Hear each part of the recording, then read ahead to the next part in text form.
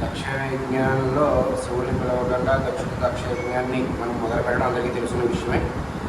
ద్రాక్షారామంలో దక్ష యజ్ఞం జరగడం, ఆ దక్ష యజ్ఞానికి సతీదేవి పిలవని పేరంటంగా అమ్మవారు రావడం, శివుడి నింద జరగడంతో అమ్మవారు భరించలేక ఆవిడ యోగాగ్నిలో ఆవిడని అవతారం చాలించడం అందరికీ తెలిసిన విషయం.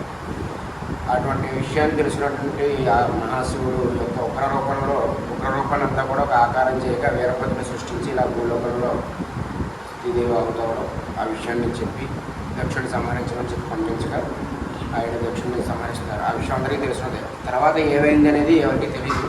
సాధ్యమైనంత వరకు ఆ దక్ష యజ్ఞాన్ని గుర్తించినట్టు వీరభద్రుడు మురకొల గ్రామంలో శాంతించినటువంటి ప్రదేశం ఈ ప్రదేశం. దక్షయజ్ఞం అయిన తర్వాత ఉగ్రం తగ్గకపోతే వీరభద్రుడిని ఉగ్రం తగ్గకపోతే త్రిమూర్తులు ముగ్గురు కూడా ప్రయత్నించాక ఎవరి వల్ల అవ్వకపోతే కోటి దేవతల త్రిమూర్తులు అందరూ కూడా ఆత్మరాశక్తిని కోరుకోక ఆవిడ షోడశకాల్లోంచి ఉగ్రటువంటి గల భద్రకాళి అమ్మవారు ఆవిడని భూలోకంలో వీరభద్రుడు ఉగ్రం కూడా ఉన్నారు. శాంతి పూజని ఆవిడ పంపించగా ఆవిడ కూడా శతవిధాలుగా ప్రయత్నించారట. ఆవిడ వల్ల కూడా అవ్వకపోతే రూపాన్ని మార్చడం ద్వారా ఏమైనా విశేషం ఉంటుందని గ్రహించినటువంటి భద్రకాళి అమ్మవారు ఆవిడ ప్రదాకా ఉపరంగా ఉన్నటువంటి అమ్మవారు కన్యారూపంలో వివాహానికి ముస్తామైనటువంటి వధువు ఏ విధంగా అయితే ఉంటారో ఆ విధంగా రూపాన్ని మార్చడం ద్వారా స్వామివారు అమ్మవారిని చూసి నిర్ఘాంతపోయి ఆయన కోపాన్ని మర్చిపోయి ఉండిపోయారు చూస్తూ.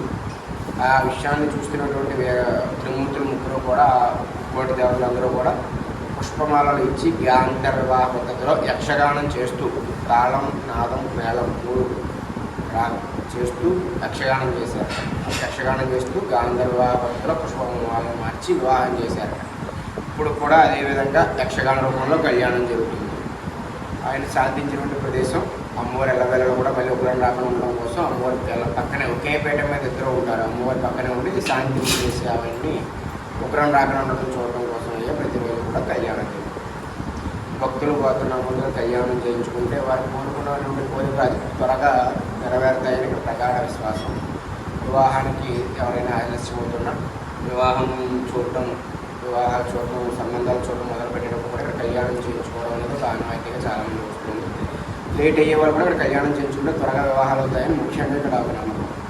సంతానం, ఆరోగ్యం, కుటుంబ కలహాలు, కోర్టు పనులు అన్ని విషయాల కోసం కళ్యాణం చేయించుకుంటారు. కళ్యాణం చేయించుకోవడం ద్వారా అనుకున్న పనులు త్వరగా సిద్ధిస్తాయని ఇక్కడ అన్ని చోట్ల వేదమంత్రాలతో జరుగుతుంది.